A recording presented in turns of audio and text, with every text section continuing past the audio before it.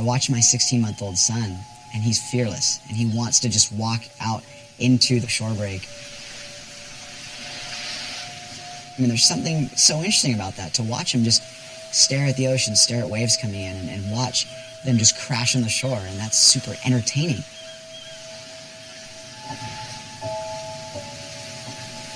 So much of it is just, you put your feet in the water and you feel, your toes sink into the sand, and to feel that just draw, the pull of the tides and the surge of that shore break, and you want to go out deeper.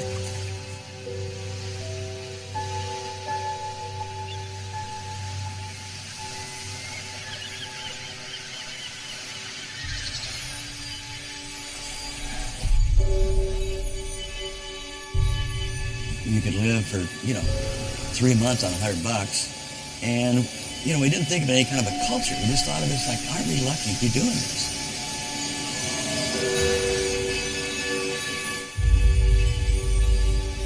There was less than 15 chairlifts in the world, and I bought my first pair of skis for $2.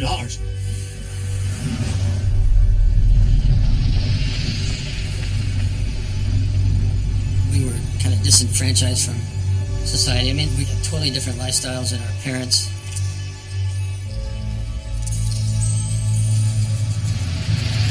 It was obvious, that this was going to go someplace, but man, we were like broke hippies.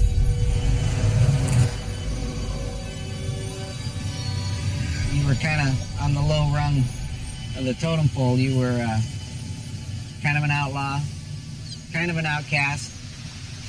There's no future in that.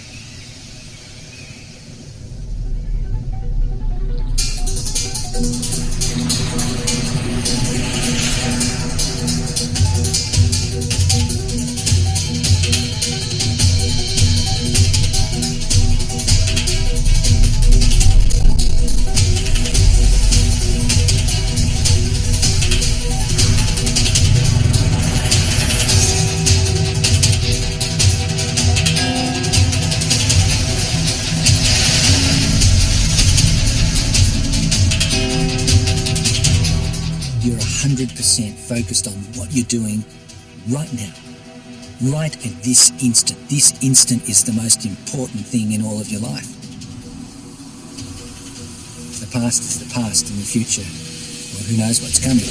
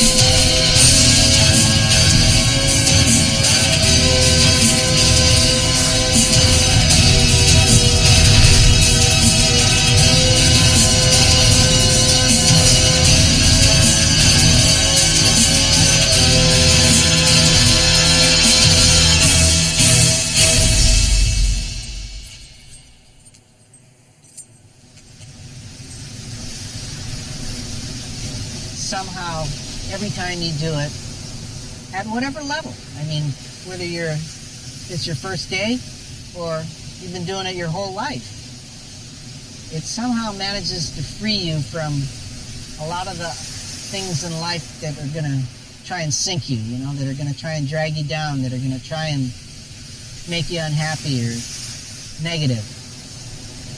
It somehow allows you to leave all that behind for maybe just a moment, but sometimes that moment's enough.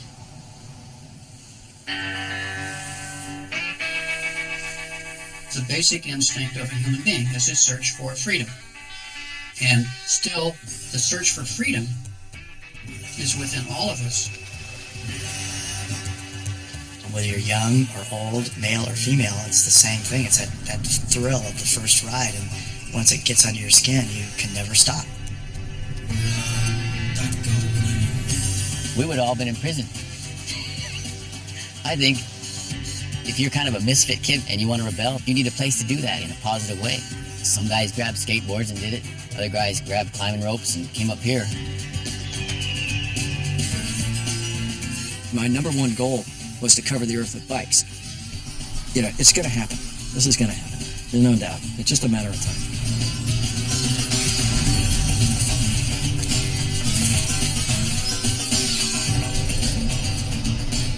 To me, being in the wilderness is what it's all about. Wilderness is the battery that recharges all of your energy, gives us life, gives us inspiration. You're touching it, you're feeling it, you're a part of the cliff. You understand the power of this thing that you're interacting with.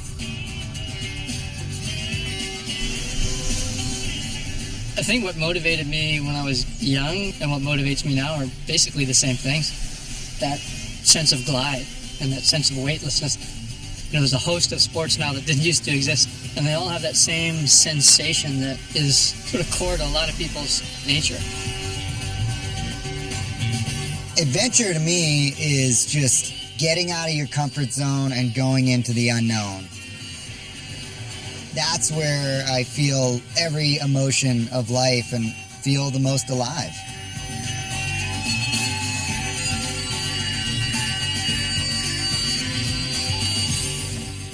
Most sports are a form of art. It's no different than an artist having a big piece of canvas and a paintbrush. You know, having a skateboard and going out in the city is a similar thing, you know. Skateboarding happens to be one of those sports that, you know, allows you to push pretty far into a creative place.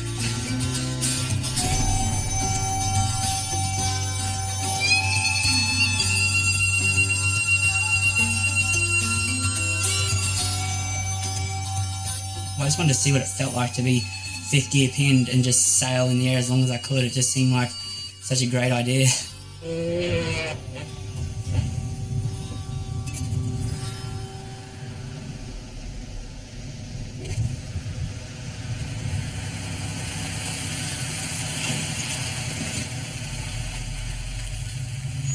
When I started surfing, there were maybe, you know, not more than 1,000 or 2 surfers in the world, for sure.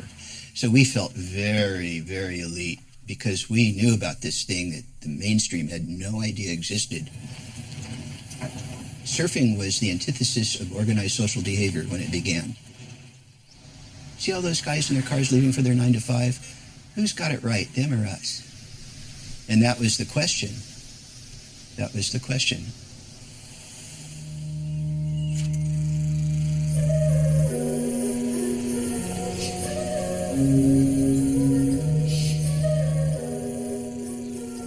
Well, you know, I've met somebody who won't work, and I've never worked, so that fits. And if you love what you're doing, it ain't work. It's fun. I made my first movie in 49.50. I did all the photography, all the editing, stole the music, booked the shows, got the ski clubs to put it on, designed the posters. I showed up on time, set up the projector, set up the screen, set up the microphone and the PA system, and narrated the show live. 110 cities one year. I keep thinking that I know you. I just wanna maybe show you. You're the only one. I made movies of people skiing, and of course they said, "Who is going to watch that?" Well, they were right in a lot of cases because there was many times, can't tell you how many, where I showed up in a high school auditorium, 1,000 seats, 1,200 seats, there'd be 8 or 10 people there, and that was all. But those 8 or 10 people, I really screwed up their life because at least 2 or 3 of them took up skiing. Come fly with me, let's fly away. If you can use some exotic booze, there's a bar in far Bombay. Come fly with me, let's fly away.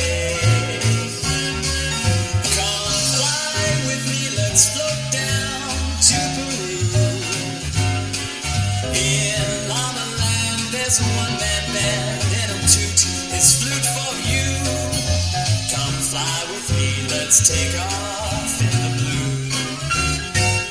Once I get you up there where the air is rarefied, we'll just glide starry-eyed. Once I get you up there, I'll be holding you so near. You may hear angels cheer because we're together. Weatherwise, it's such a lovely day. We all tried to figure out something we could do that we could stay at the beach and live the life we wanted to live. I always say, like, a surfer would rather live in an Expando trailer on a perfect Point Break than have a mansion in Beverly Hills with 45 servants and 8 Rolls Royces. It's just, where your priorities are. At the time, if you go, well, I'm a surfer. Oh, God, poor guy. The high school I went to had 3,000 kids, and I was the only surfer. So, where was that? Yeah, it was in Long Beach. In 1959, the movie Gidget came out, and surfing went from just a small amount of surfers, trace amount, to several million by 63. And The Endless Summer came out in 1964-65 and opened in Kansas City, and there were guys driving cars around with surfboards sticking out the trunk that had never seen the ocean.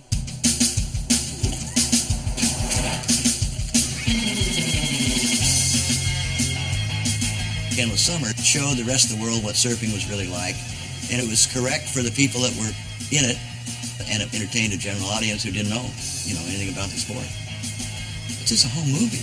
You just shoot it, and then when you get home, you look at the footage and, edit it. But that's what I'd always done. We shot, edited, narrated, not because I thought I was good at it, but the only one I could afford, that would work for 50 cents an hour. Every time a new movie would come out, you'd go to the opening, and it was a gathering of the clan. What the surfers found in them that was so compelling was what other good surfers looked like, what they were doing. So they were the basic form of communication. And the surf magazines came along in the early 60s, and it was the beginning of the lifestyle culture. It was the first time that it had a language and a dress code and behavior that left where you did it and was taken to school or wherever you went. And then the funny thing about surfing is that it spawned skateboarding. And then skateboarding urbanized and came back and influenced surfing. So there's all kinds of cultural cross-pollination. The clothing industry caught hold in the early 70s and just thing went ballistic. If you were to ask me back then if we were going to have the largest surf skate snow industry company ever, I'd tell you no. Not a chance, no way. It's really not about any one person, never has been. I always call myself just a humble little board short maker, so here we are. Well, on that note, let's talk a little bit about you. Okay. I lived in a little house in Newport. We had no money. I had a Volkswagen van. That was like our biggest asset in the company, so at least we could drive around and make things happen. I had no business being in business. I had no idea how to start something. I thought my business experience would be just go to work for somebody and get a paycheck and learn. So we really had to make it up as we went along. Just driving around town all day long, finding Fabro, Velcro, snaps. We'd get about 24 pairs out of production every day. I'd put the snaps in every pair, and we'd put them in my Volkswagen van and drive to an account who would take as many as we could supply. I thought, all right, well, this sounds fun. I can hang out at the beach.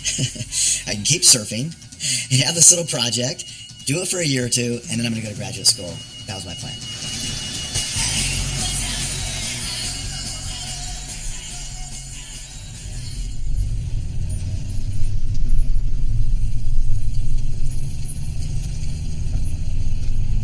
When I was young, climbing saved our lives. We had nothing to do with corporate America. This is the 60s. We just said no to a lot of that stuff. And we had a counterculture lifestyle and made our own way. We really were proud of the fact that climbing had no economic value in society. That was great.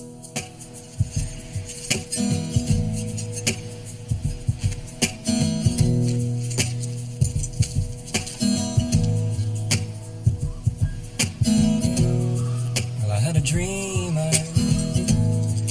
stood beneath an orange sky.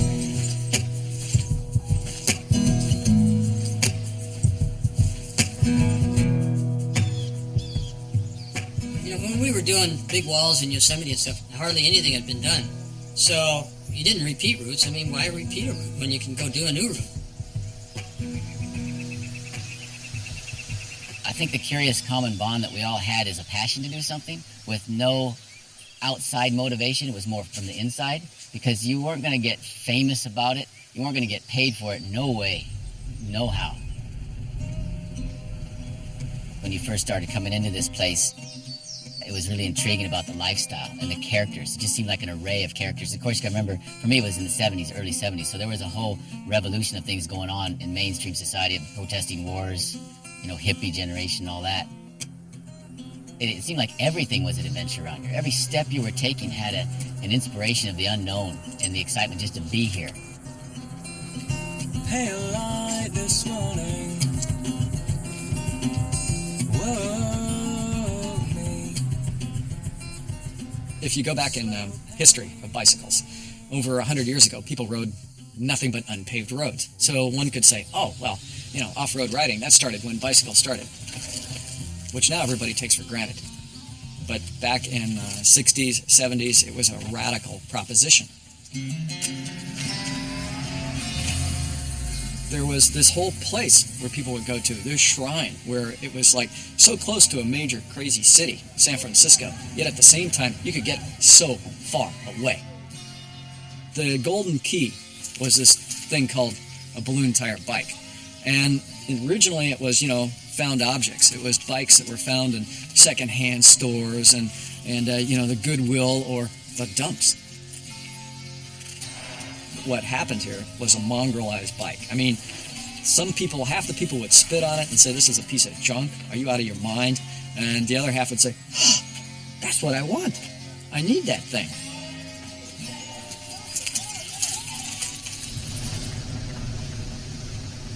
I was lucky enough to have met a couple of the first windsurfers in Hawaii in 1974. I wasn't big enough or strong enough to get the sail out of the water. I was 11 years old, weighed like 72 pounds.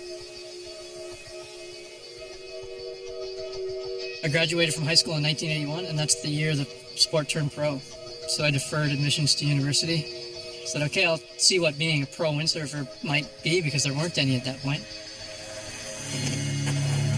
When you first started skating, especially in the 80s, or even the 70s, skaters were outcasts, It wasn't cool. Like, when I was in high school, I got ridiculed for skating. And there were only 2 other skaters in my school, and we just kept our head down, did our work, and bolted as soon as the bell rang.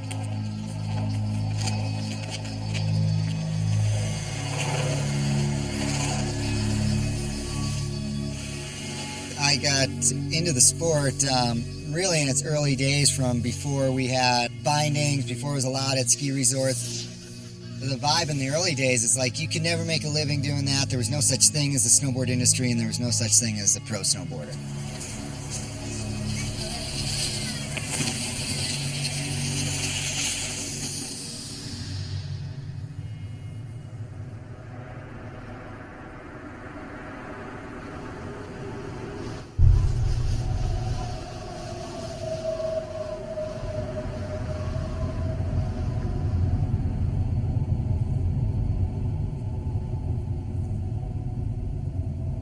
I left school and the whole thing.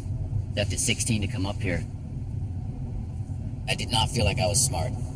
That was some of the side effects of being in a situation where you're being given an A, B, C, D, or F. And you start convincing yourself that you're not as good as, you're less than. But at the same time, I realized something very curious for myself, that I had a very strong connection to nature. Basically, rock climbing became a way of life. Now, who would have thought?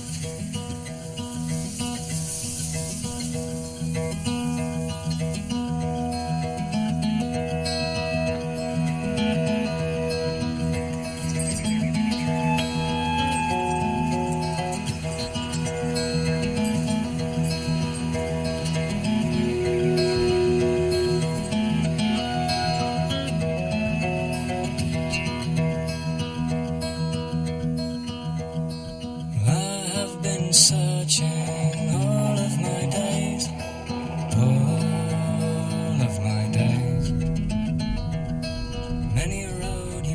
youth, what I recognize is you're kind of willing to almost do anything to just know who you are and where you're at.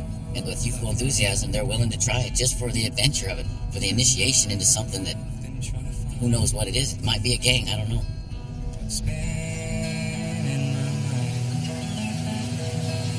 As the days keep turning into night. And I tell them that you had to do something to get in here, even to get locked up. Now you know where you're at. What are you going to do about it?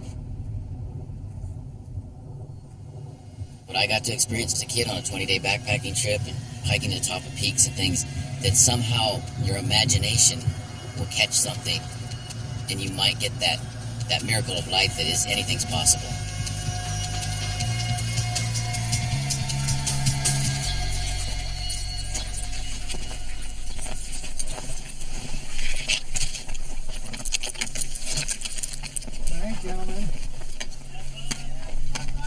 I fell in love with skateboarding and surfing early on, and just getting to the beach was a huge adventure, and oftentimes it was hitchhike 45 minutes away, hide in the bushes, sleep on the beach so you're there in the morning. I was seeking out the optimal places to surf and skate and had those adventurous ethos from the beginning.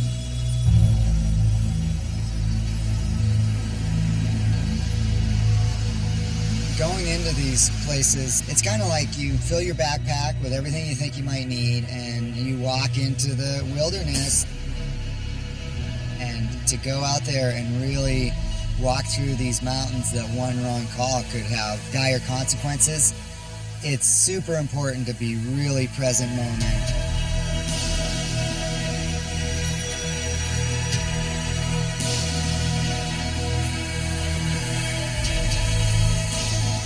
And it is a process getting into the flow, to like really get into the flow.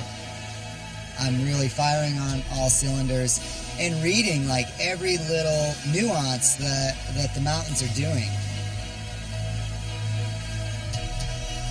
And when I come back from time in the mountains, whether it's a day or a week or a month, I respect life, but I feel like it's really important to live life.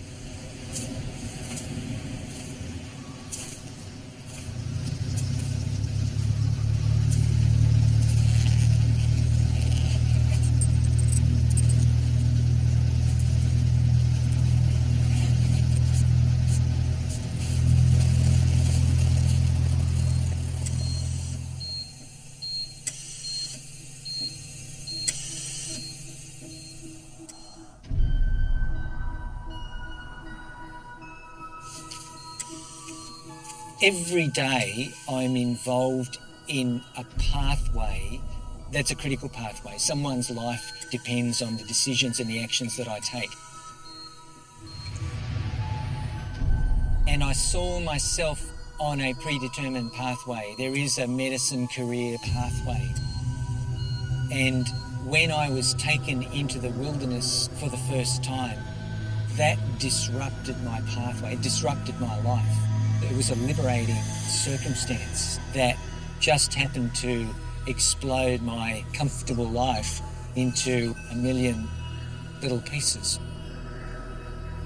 The wilderness opened up a whole new possibility for me. It alerted me to the fact that there was another, deeper, more multi-dimensional person inside this doctor.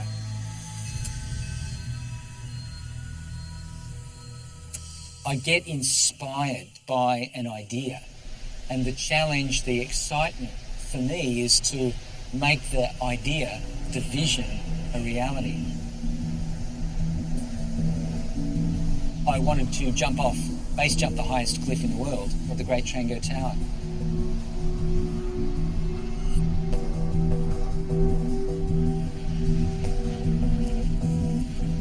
For me, all adventure is a metaphor for the journey inside yourself, getting to know the darkest, remotest corners of your own psyche. And sometimes that means going way outside your comfort zone. So I started to pursue fear, the mastery of fear.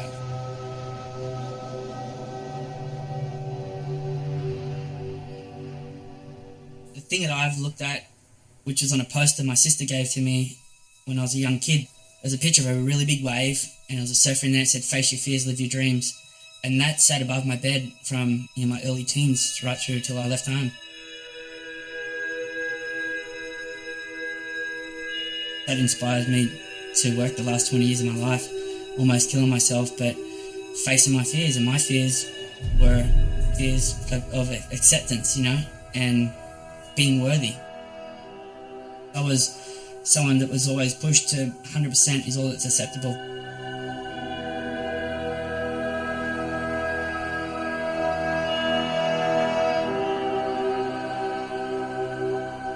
Having that drive to always push for the top, it's driven me to want to jump further than anyone else. As a child, I was the one in the block where all the parents kind of didn't really want their kids to hang out with me because I was a little bit crazy. But one thing I liked doing was riding motorbikes. I was 4 years old and I got my first motorcycle. And that became the next 10 years. We just travelled the circuit. We were doing all the state rounds and eventually the national championships. My dream has always been to jump big jumps on my motorcycle, and as you know, I always look to the top of the pyramid as like that's the goal. I went to Evel Knievel's funeral, and it was something I just really wanted to go to and pay my respects because I really felt we had some kind of tie. I stood in line to go up and just kind of say a prayer, and stood in front of him and kind of bowed my head and just said, Evel, I want to follow in your footsteps and take the torch where you've left it and take it to a greater height, and I want to do that with your blessing. And when I said that, it's this crazy rush of cold air. I can feel my hair, all my whole body standing up right now. It's like I feel like I've got the Knievel spirit in me. It's just like I felt like he gave me his blessing.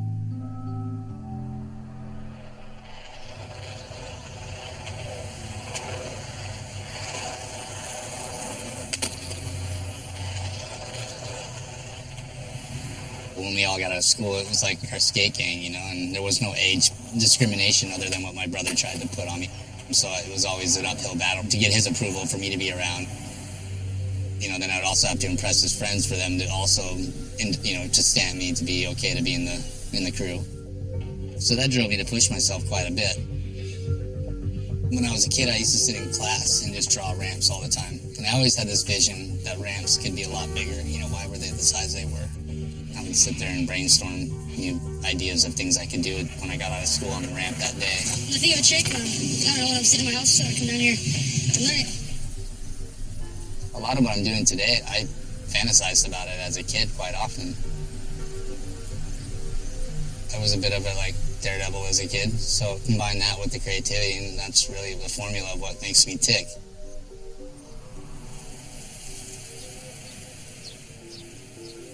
When I started snowboarding, I quit everything for it, and it was the only thing I thought about. I was going to move to Whistler, be a professional snowboarder, and every decision I made was for that goal.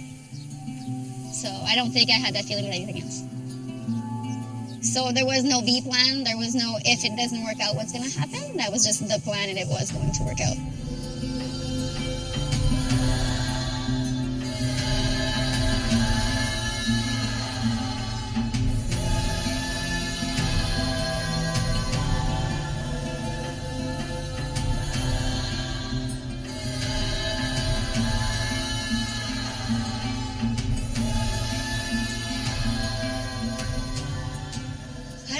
It's like almost like breathing, like the best breath you can take of full bliss and happiness.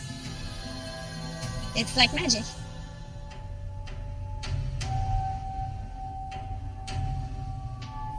I do toe-in surfing, kite surfing, stand-up surfing, and windsurfing.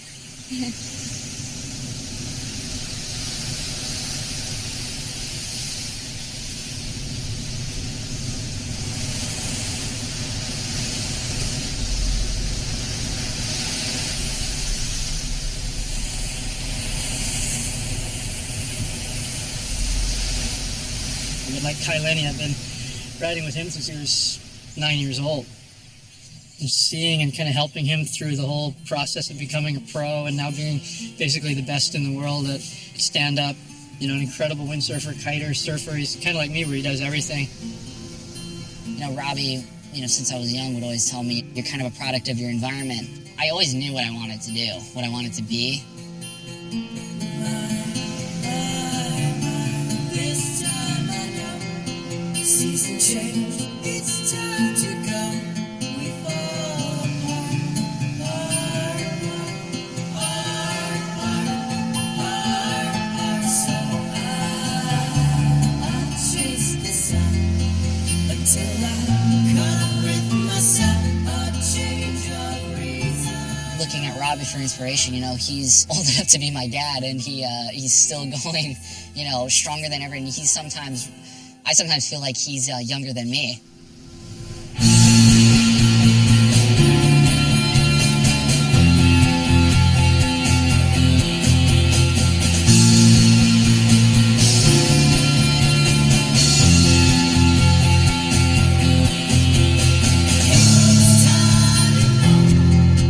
When things break, you can mend them. You don't need to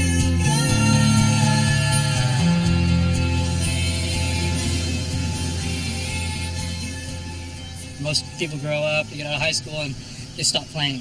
They lose that aspect of falling down and getting back up and brushing yourself off and doing it again as an adult. And I've never lost that. I'm still doing the same thing now that I was when I was 12 or 16 or 20, and I think it's good for you.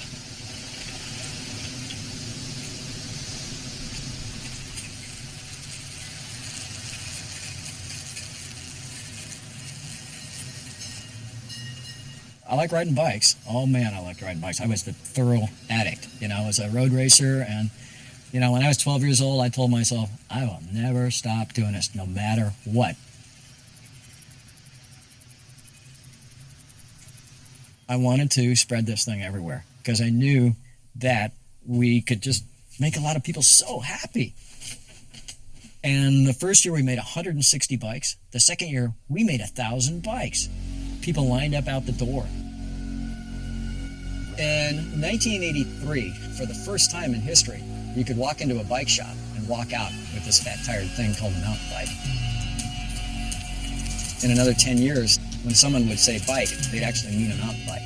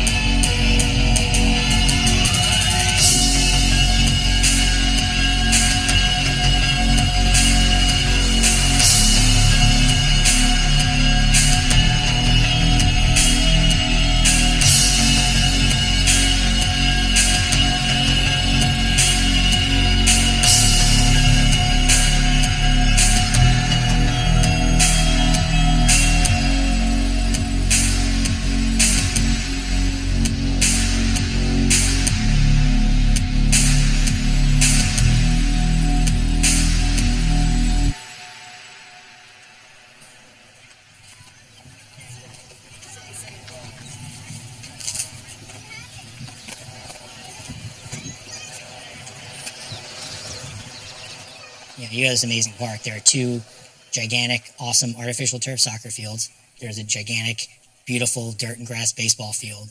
There's basketball courts. There's a full swimming facility, and then there's a gigantic skate park. You know, I think that just says a lot about the evolution of everything. In this kind of community, all those sports are kind of, you know, at the same level. Skating is such an important part of this community, and so many kids are doing it. We have to include that in our park.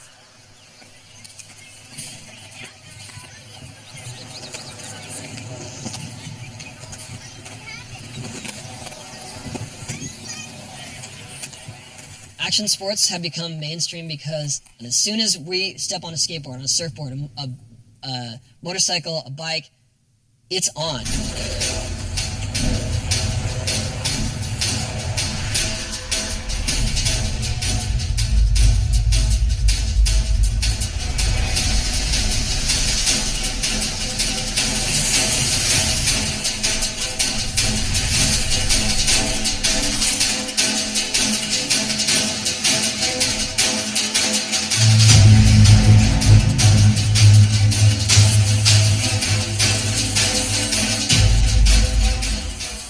is that contemporary youth adored and respected and revered these pro athletes, like pro skateboarders, in the same manner that they felt about mainstream athletes, whether it be a Michael Jordan or a Tiger Woods.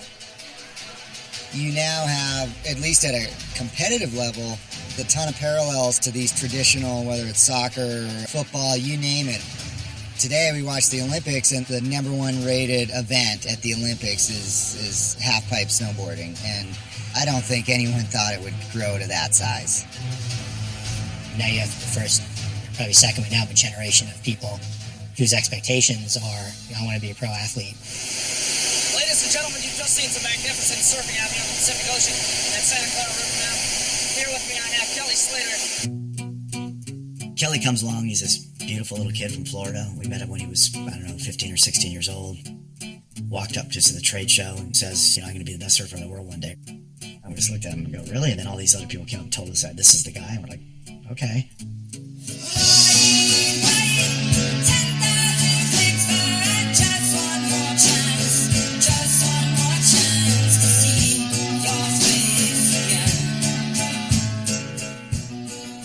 Stands head and shoulders above anybody else. He was the guy that took it from a core activity to a mainstream consciousness.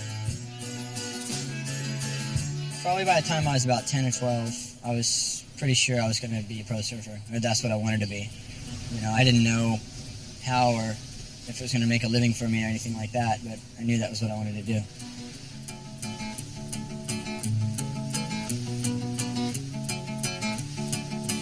I woke up this morning and realized I had this long dream about a barrel all night, And it's my passion. I don't know if there's anything I would have been as passionate about in life.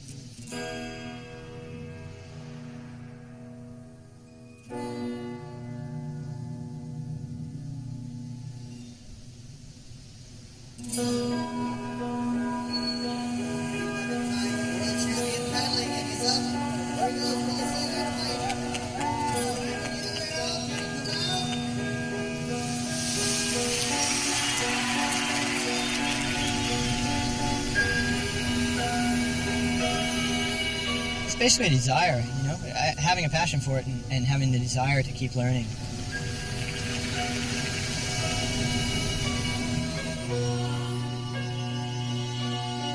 No matter how much you think you know, there's a lot more that you don't know than you do know.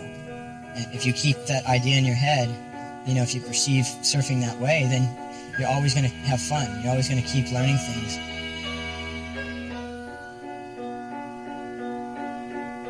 You look at the young generation of kids, and, they're surfing a lot better than we were at that age. Now with video and film, they can sit there on a rainy day when it's flat, sit there and literally watch surfing all day. And by watching something, it's learning by example, you're getting taught visually.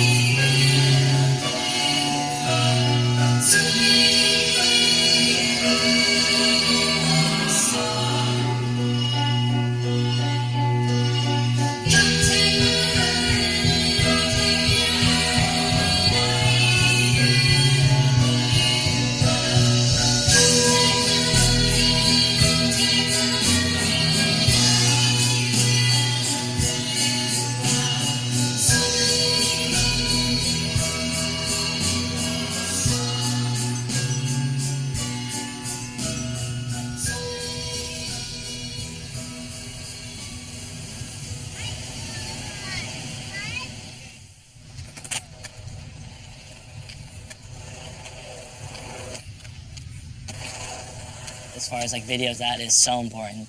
I think just as important, if not more important, as winning any contest out there.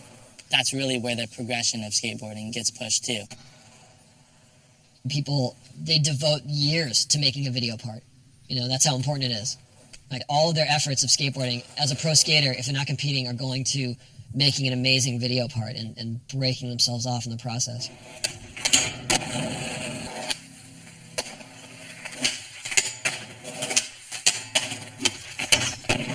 That's what kids ask me all the time. It's like, how do you do this trick every try? It's just like, I go out there and I do it every single day for this many years, and then you're eventually going to be able to do it almost every single try.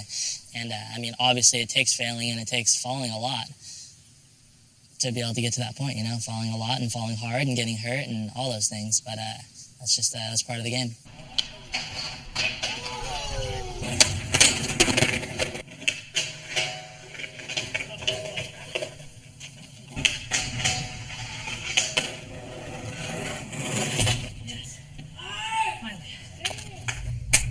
We're definitely in the age of the sports vid, and I think it's changed the sports big time.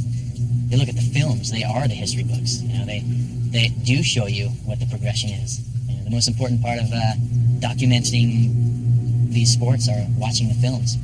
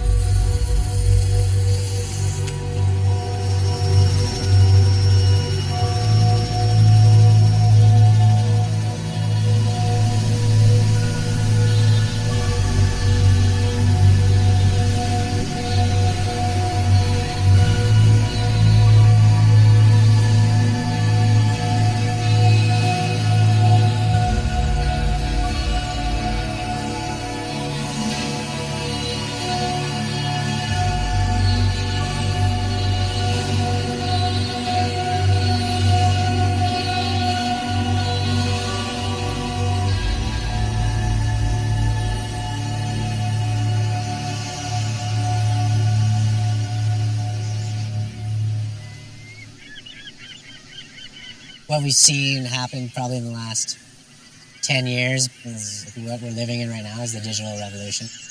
You never know you're inside a revolution when you're living in it, but now if you look back, it'll be like we living in the Wild West of the internet, and cameras are shrinking and getting better every day.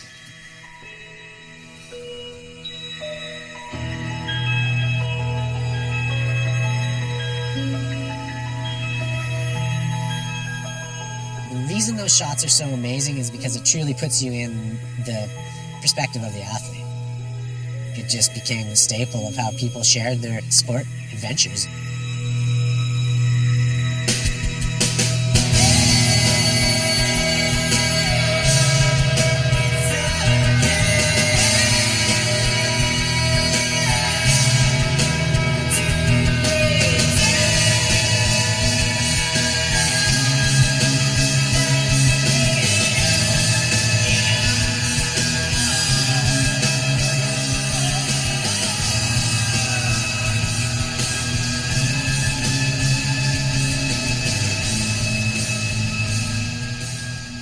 Everything got blown apart by the internet and they started doing their, web clips and stuff, it became very different. It was more like the experience of out on the road and traveling. The riding wasn't, the most intense or the craziest, but it was like accessibility and it was about like something anyone could do.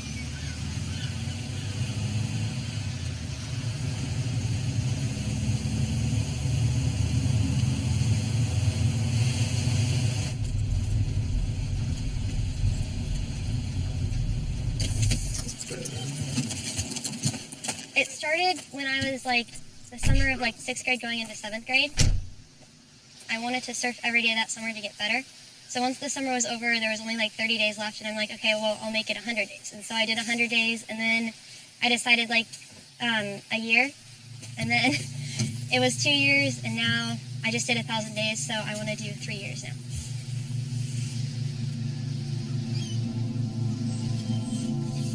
Even if it's bad, I still have fun. Surfing just like makes me so happy, so it's good. Every day is a good day.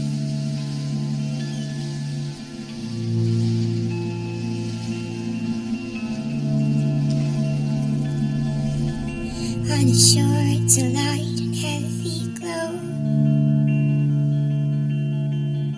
All the blue of the night say you have no place to go. I whisper softly in your ear that I am there. I am there. And we were in the water growing up every single day, all day long, as much as we could. My parents never really forced us to surf. It was just kind of like, here's the beach, like, do whatever you want. Here's some surfboards, boogie boards, here's some sand toys, like, basically, like, just have fun. And that's kind of where it started. It's just sandcastles on the beach. Take you from this place, from this place. I think my limits are a little different than other people's limits. Other people's limits are maybe surf bigger waves, surf more often, or, you know, learn new tricks. I just like to keep surfing the way I like it, and that's just to have fun. For me, I think pushing myself in my sport is maybe more about teaching people and showing people this amazing thing that we do and putting a smile on their face. That's kind of pushing my sport for me, I guess. That's what it means to me. I remember the first wave I ever caught. You know, still to this day, if I could, you know, explain the feeling, it would be like what it feels like for me now dropping into a huge wave at Jaws.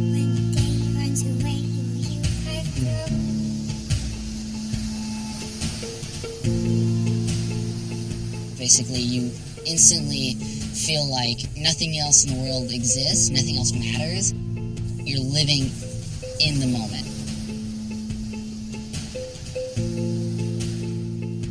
Big waves are relative, you know? I think everyone's a big wave surfer. If the waves seem big to you, you know, it's all relative.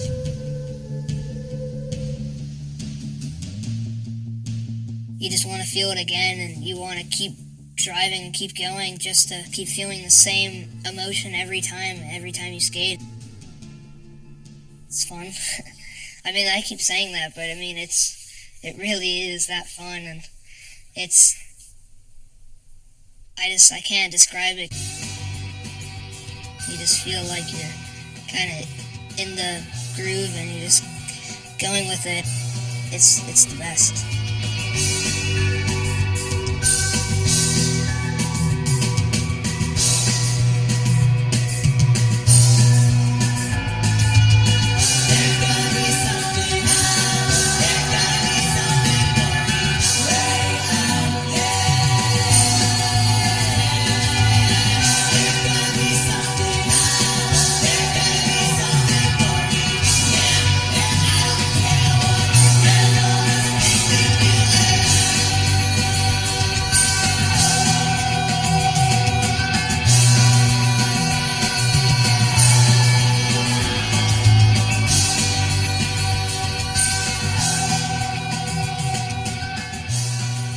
I don't really put that much thought about what I really want to do, but I'm just trying to skate and have fun and keep progressing the sport, and just, I don't really know what to do right now because I'm just it's kind of the off season, I guess, right now.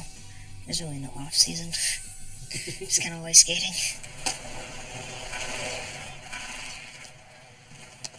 When you're a kid, you get asked this one particular question a lot. It really gets kind of annoying. What do you want to be when you grow up? Now, adults are hoping for answers like, I want to be an astronaut, or I want to be a neurosurgeon. You adults and your imaginations. Kids, they're most likely to answer with pro skateboarder, surfer, or Minecraft player. I asked my little brother and he said, seriously, dude, I'm 10. I have no idea. Probably a pro skier. Let's go get some ice cream. See, us kids are going to answer with something we're stoked on, what we think is cool, what we have experience with. But if you ask a little kid, sometimes you'll get the best answer. Something so simple, so obvious, and really profound. When I grow up, I want to be happy.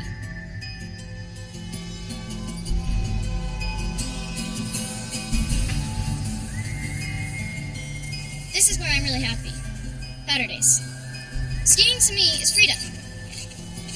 I look at this and see 1,000 possibilities, and it's a good metaphor for my life.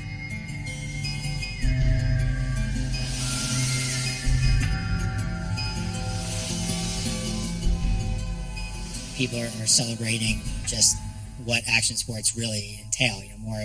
Much more than just the technical side. It's just more about the opportunity it gives you to be out in the mountains, be out in the oceans. It's just an amazing experience.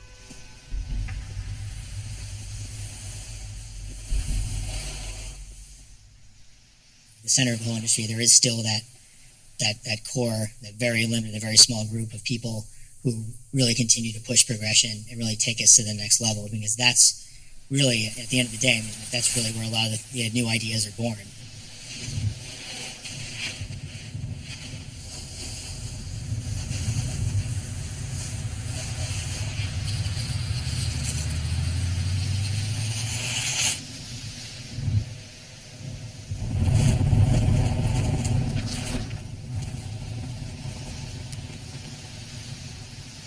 You always kind of have in the back of your mind what your biggest passions are and your biggest goals, and that's what you live for. And for people like me, that's jumping off stuff, sliding down snow as fast as I can, finding interesting, creative ways to have fun in the mountains.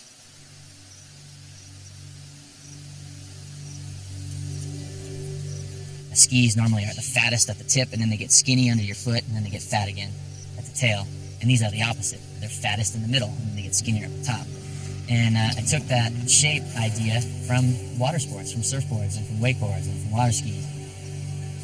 So finally, I just decided, I'd grab these water skis and mount them up. These are jumping water skis from the 70s.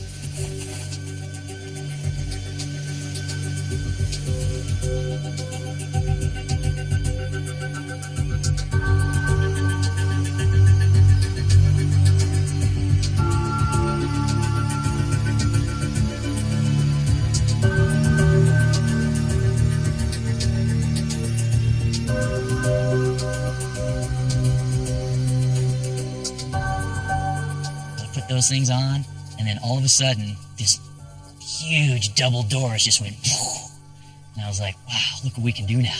Look what I can do. To be successful, you got to be learning new stuff. You got to be inventing. You got to be pushing the boundaries, going bigger, flipping more, spinning more, going higher. That's the way you make your mark.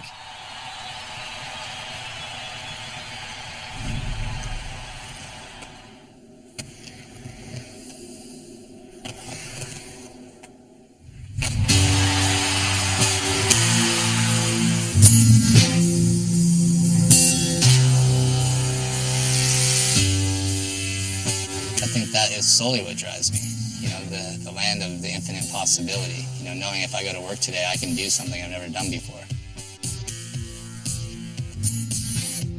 Just like skateboarding as a sport, with the physical aspect of it evolves, I believe that the environments that we skate on also should evolve with the skateboarding itself. The ultimate goal is to get to where motocross and snowboarding is at, as far as magnitude of jumps and distance and heights and the caliber and scale of the airtime. There's no boundary, there's no limit. We haven't found it yet.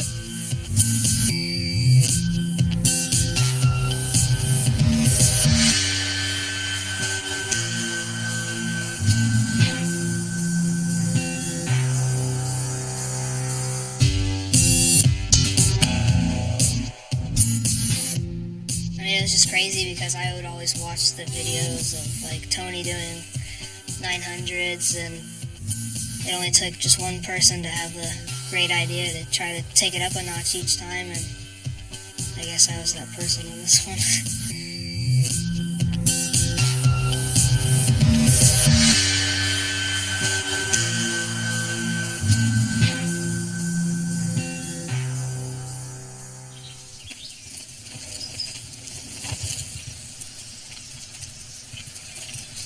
Somebody asked me 10 years ago, what's the biggest advance in the mountain bike? I said, the trail. That whole technique, artistry has seeped out and is just starting to cover the earth.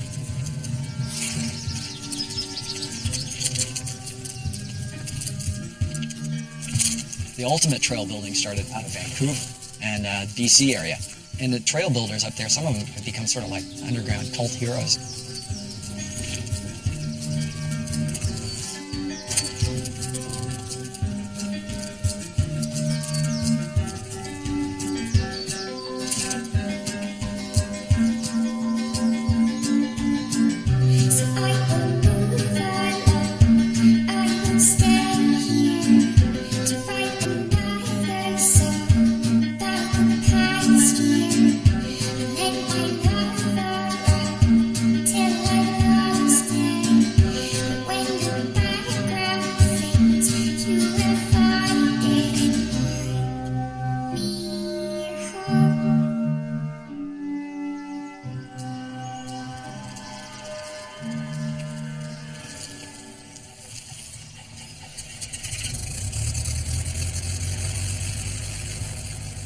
When I'm not working at the hospital, I go out and I practice the same procedural basis to go and do wingsuiting, climbing. I change the outfit of clothes that I wear, I change the look, but the underlying process, I think, is very similar.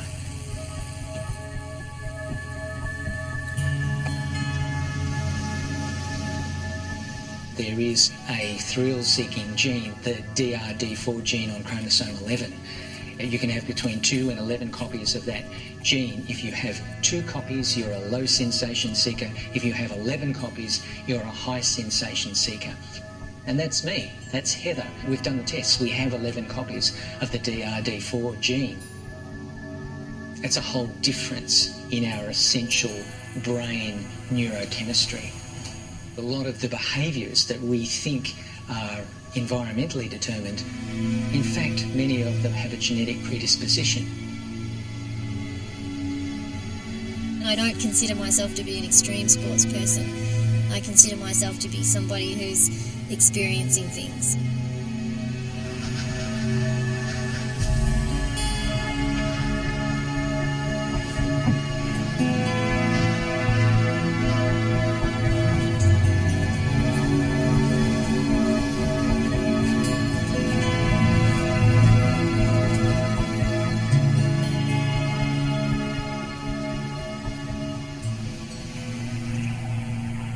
Skydiving, it started as a way to save your ass when you got out of a plane that was falling out of the sky.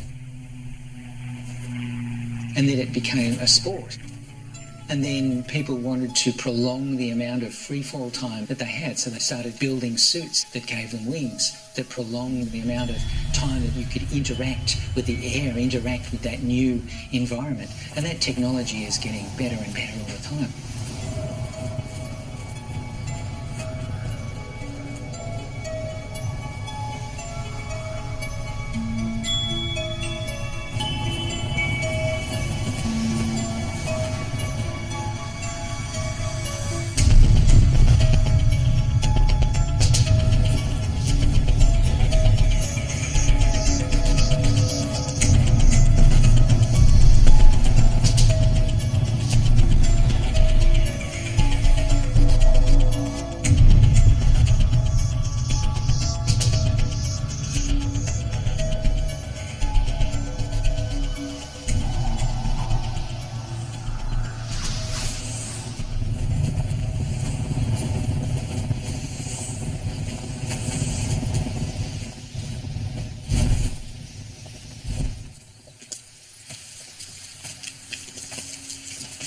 That's a nice time right there, too. A little tiny thing crack. It's funny how that works, because in your youthful times, you play the risk in a way. It's more exciting. Then as you get past that, and you realize that you don't live forever, like, you know, when you're 19, you will live forever. Yeah. But when you're like my young age of 56, you're like, dang, you don't.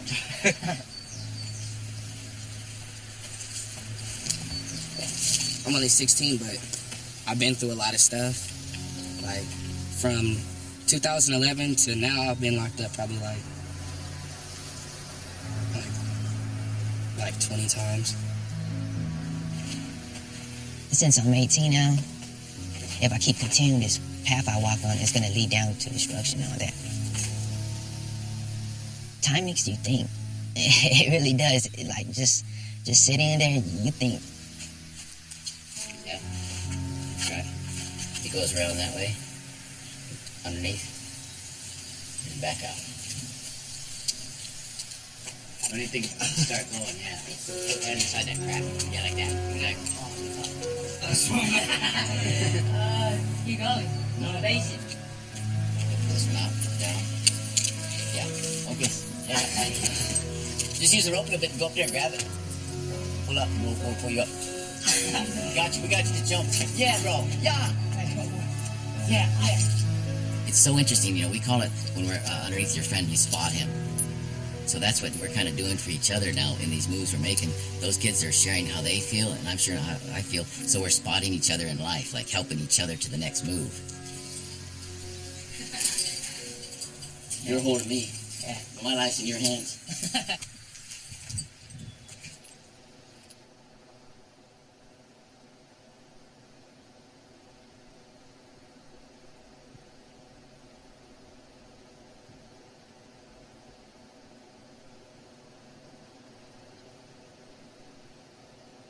Every definition of adventure in Webster's has an element of risk. If you take the risk out, you take a lot of the values that you get out of it. When you're doing these risk sports, you try to live right on the edge and try to push that envelope all the time, push the edge away all the time, but you never go over. Because if you go over, you're dead.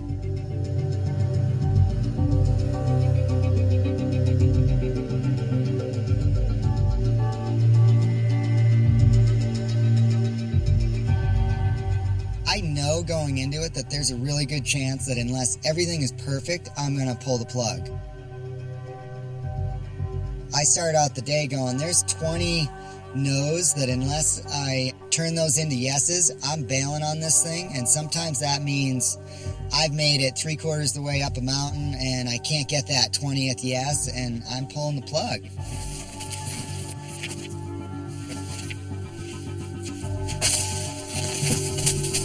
If I can just leave this thing that I've spent 3 weeks trying everything I have into it and I can walk away from it, then that's when I know I'm making the right decisions. I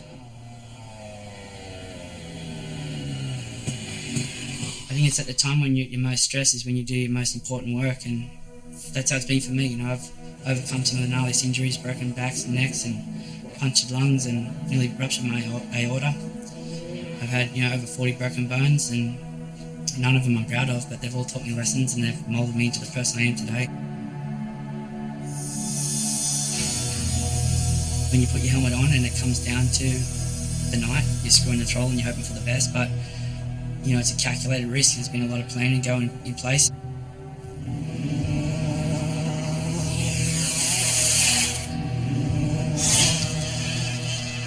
And my biggest jumps, I've actually sat there before and been, it sounds crazy to say this, but it's the daredevil nature, being like, you know what, however this works out is how it's meant to be, and however it does go down, I'm just going to embrace it. If I'm falling from a 10-story building and it's the end, I'm just going to give into it and just let it be and not scream on the way down, just take it.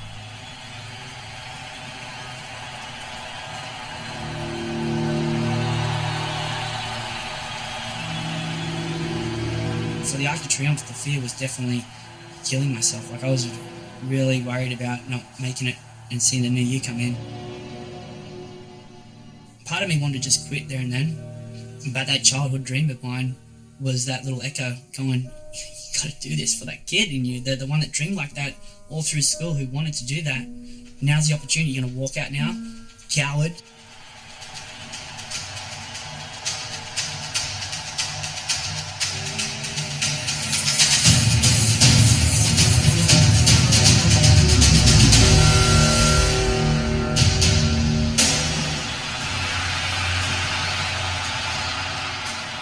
You could feel it in everyone. Like, you could see people were nervous. Everyone around me, the whole team was like on edge. It was such a tense moment. I worked out and faced my fears in myself, and I faced the fear of that jump months before I even got there.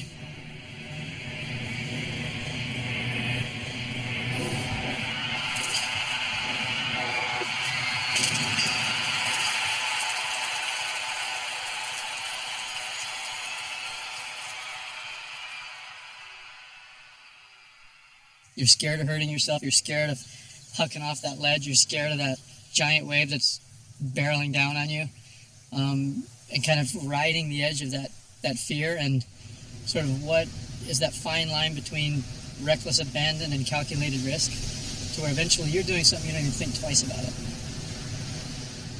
I just saw the snow under my feet break up, and I knew right away what was happening. And thankfully, I was really calm that day. And I was able to keep my speed and focus on what I needed to do to get out of it.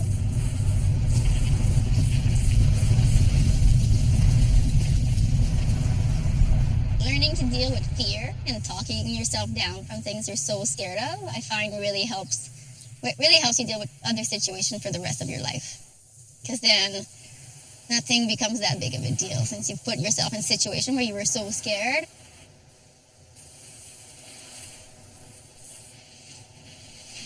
You're always negotiating with the fear of something to know how to protect yourself. So if you feel the fear come in, that's just a sign. What are you doing? And as a rock climber, you go the other way. I think when fear comes, you calm down and you think clearly, okay, what do I need to do? You don't panic and start shaking and just wing it and start going for it and see what happens. So I think that fear is a very interesting friend that's there for you to, help you, protect you, make you consider.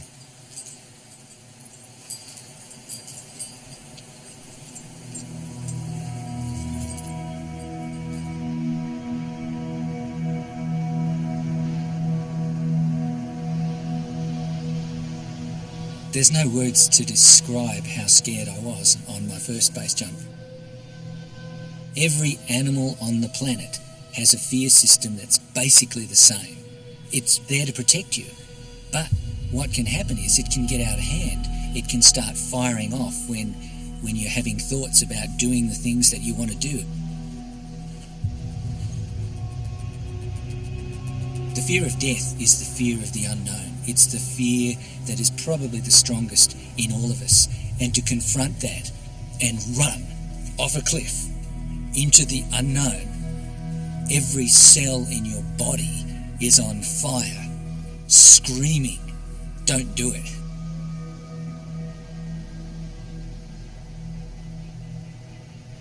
When you know that you've undergone the proper training to get to the edge of this cliff, then you use that understanding, that reason and logic to cut through the screaming chatter and do it.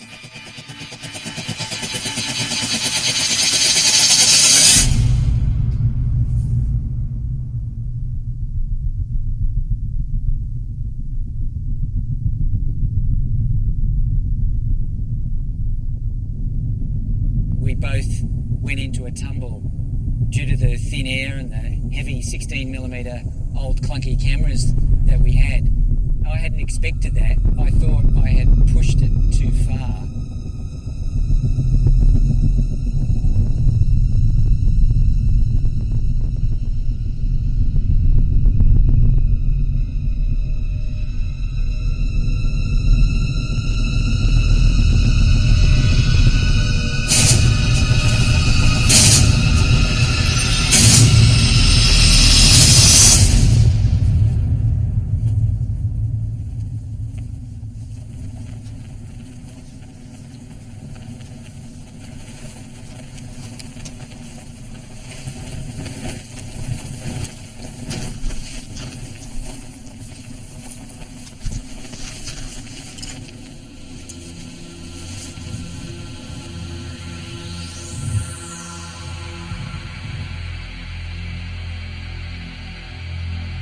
These sports used to be real rebel, counter society, don't go near them sort of activities. To now they're readily acceptable, although the extreme part of it is getting more and more and more extreme.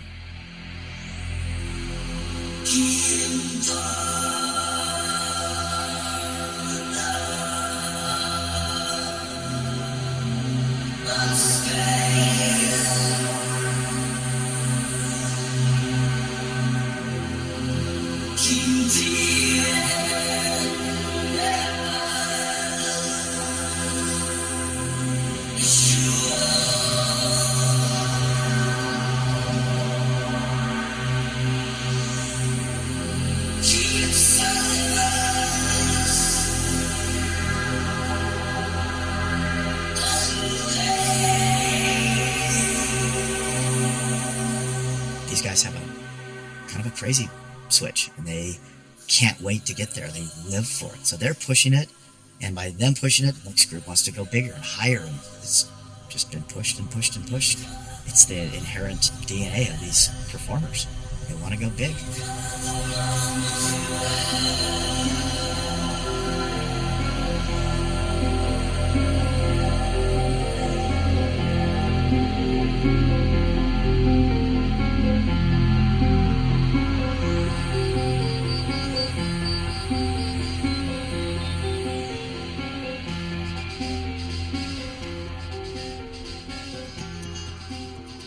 There's a point where I think intuitively, when you really do hit the red line on where you're getting to the point of taking serious risk and that is injury or death or whatever it is, there's a point where that's reality. There's a threshold there. Unless you're really ready to go that far to risk and you can digest the consequences, you know?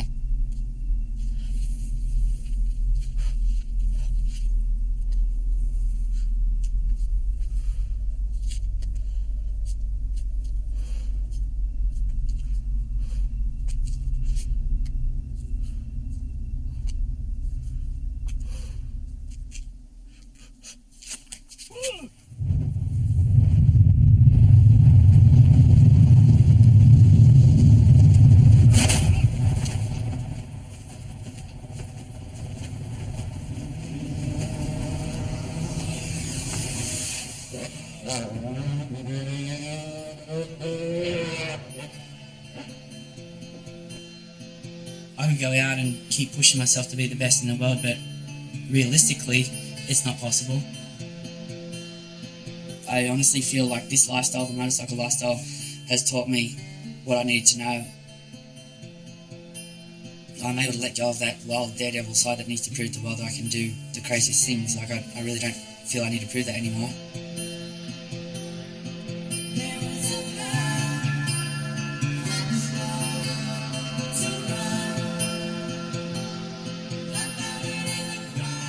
The fears I had to face, I really had to kind of face myself and find out who I am, you know, and the only way to do that is to sit in a quiet room and sit it out. It's a hard thing to do, I still struggle with it, but that's when I find the biggest joy. I've had to do some crazy things to find that.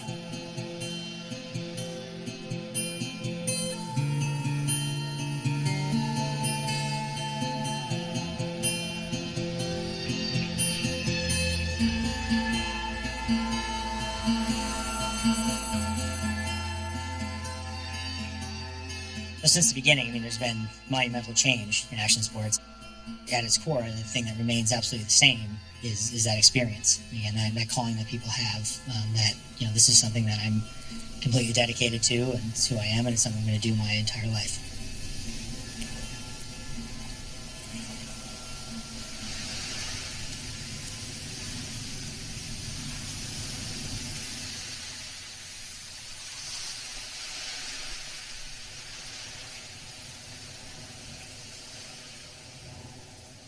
You get to the summit, there's no summit, it's just flat.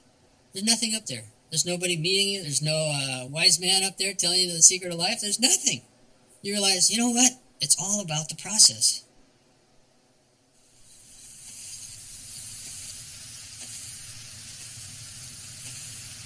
There's a fine line when you're forcing something and you're learning to flow with something. You're becoming a part of something, or you're just trying to grope your way through something with just strength.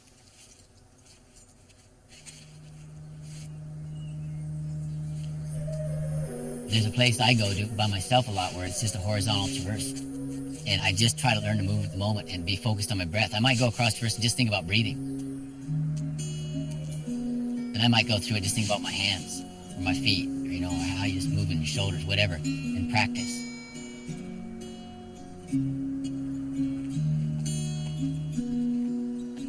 By going out and rock climbing, you have to face everything about yourself. And it's all up to you. You take your hands and feet, you put them on the rock, you pull yourself up. You're 100% responsible for yourself. You got to know that knot's tied right. You got to know who your partner is. You need the trust of a partner. And I bring that up to our youngsters. I say, you know, rock climbing is kind of like what you guys are doing. If you get yourself into something, how are you going to get out? Well, I think for me, sometimes it's just to see the potential in something and try to bring it out.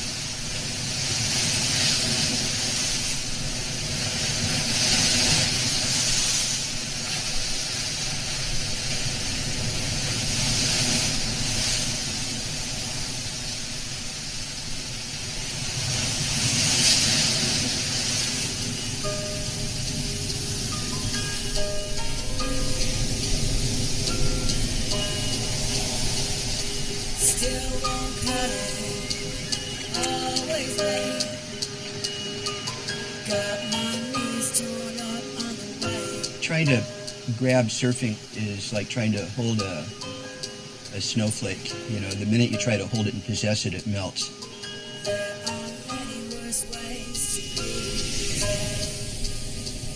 The wave is forming in front of you. The wave is over your head. Your wake is disappearing. Your footprints are washed from the beach. There's no material production from having done it. There's no depletion. There's no creation. It's just an aesthetic instant.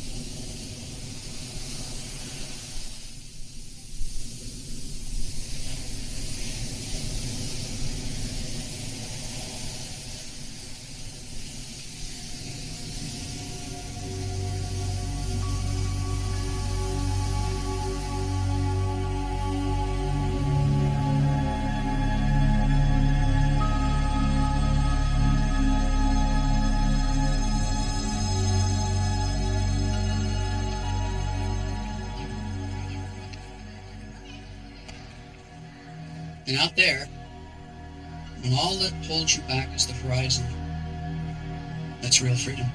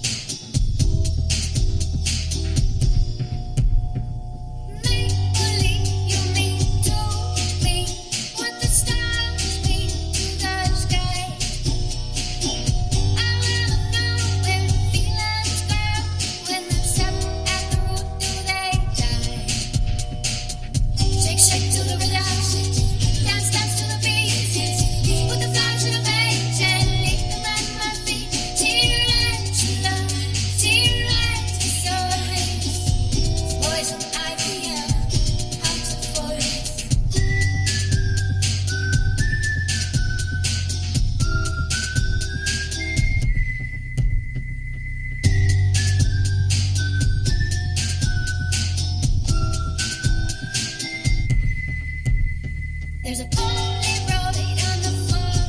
Their photograph is coming into focus. Ever show slowly hits an open window, rocking chair. Spanish bottles and a lock of your hair. Might believe you mean told me what the stars mean to the sky. I wanna know where the feelings go when they're severed at the root. Do they die? Shake, shake to the rhythm, dance, dance to the beat. Put the flowers in a vase and lift them at my feet. Tear-eyed to love, tear-eyed to sorrow. This poison ivy and haunted forest.